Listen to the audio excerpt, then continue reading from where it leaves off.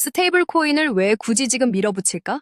요즘 뉴스 보면 민주당이 원화 기반 스테이블 코인을 적극 추진하고 있어요. 처음 듣는 분들도 계실 테니 쉽게 말하자면 실제 원화와 1조1로 가치가 고정된 디지털 화폐를 민간 기업이 만들게 해주자는 거예요. 근데 여기서 이런 의문이 생겨요. 왜 이걸 꼭 지금 하려고 하지? 디지털 자산이 중요한 건 알겠는데 왜 이렇게 서두르지? 여기엔 다른 목적이 있는 거 아니야? 정답부터 말씀드릴게요. 이건 단순한 기술이나 금융 혁신 문제가 아니라 정치적 이해관계와 통화 주권 싸움이 걸린 큰 판입니다. 이걸 도입하게 되면 어떻게 될까요?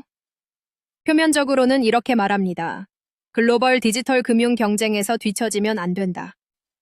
시민들이 안전하게 스테이블 코인을 쓸 수 있도록 법으로 보호하겠다. 블록체인 기반 결제 혁신을 유도하겠다. 하지만 이것 외에도 여러 가지 문제가 파생될 수도 있다는 건데요. 왜 도입하였는지 심층적으로 분석해 보겠습니다. 첫 번째, 대통령 공약 이행을 통한 정치적 성과 만들기. 이재명 대표는 대선 때부터 디지털 자산 기본법 제정과 디지털 화폐 시스템 도입을 공약으로 내세웠습니다. 이번에 스테이블 코인을 꺼내든 건 그 공약을 실현했다는 상징적 성과를 만들기 위한 것이에요. 총선을 끝낸 지금 지지층 결집용 메시지로도 활용하려는 거죠.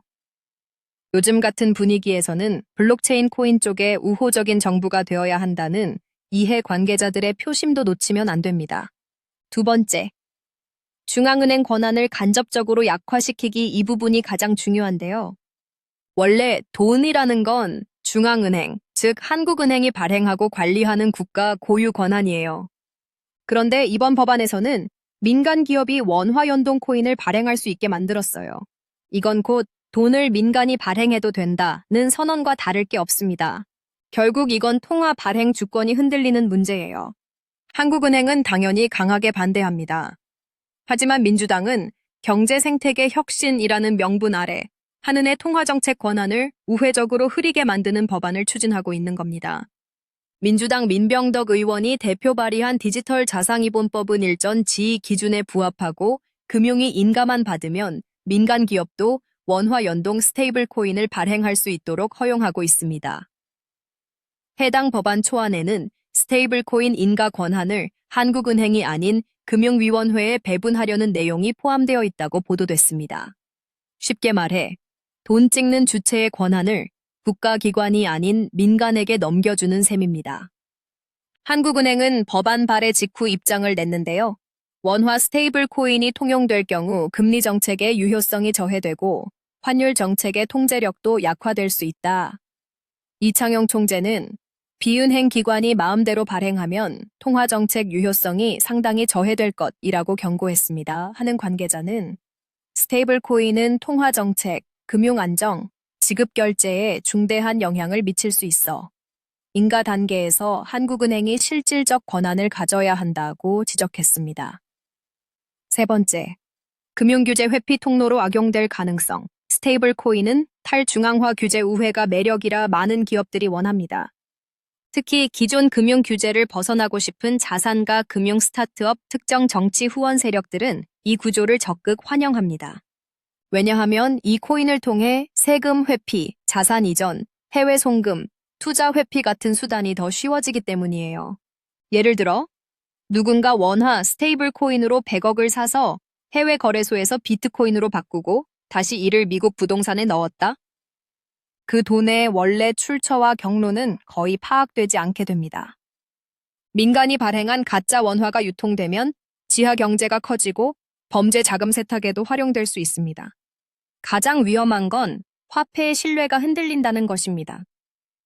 돈은 그냥 종이나 숫자가 아닙니다. 그걸 사람들이 신뢰해야 경제가 돌아가는 겁니다.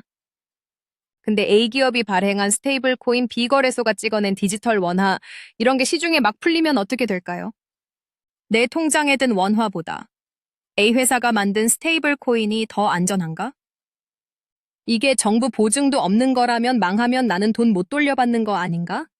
이런 불안이 생기면 전체 화폐 신뢰 체계가 흔들리는 겁니다. 일본, EU, 미국도 스테이블 코인을 허용하긴 하지만 중앙은행의 철저한 통제와 감시 아래에서만 허용해요. 우리처럼 민간에 확 풀어주는 방식은 거의 없어요. 이게 현실화되면 생길 수 있는 일을 한번 말씀드릴게요.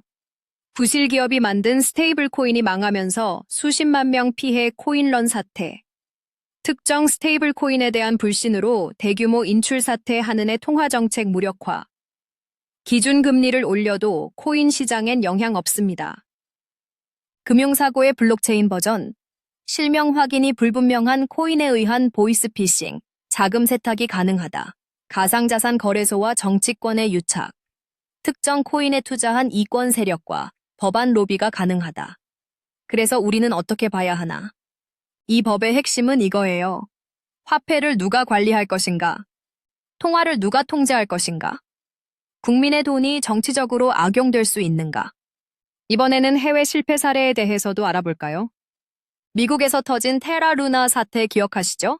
알고리즘으로 달러와 연결한다고 했는데 결국 몇 달러가 됐는지 모르게 폭락하면서 수십조 원이 날아갔습니다. 이건 단순한 코인 실패가 아닙니다.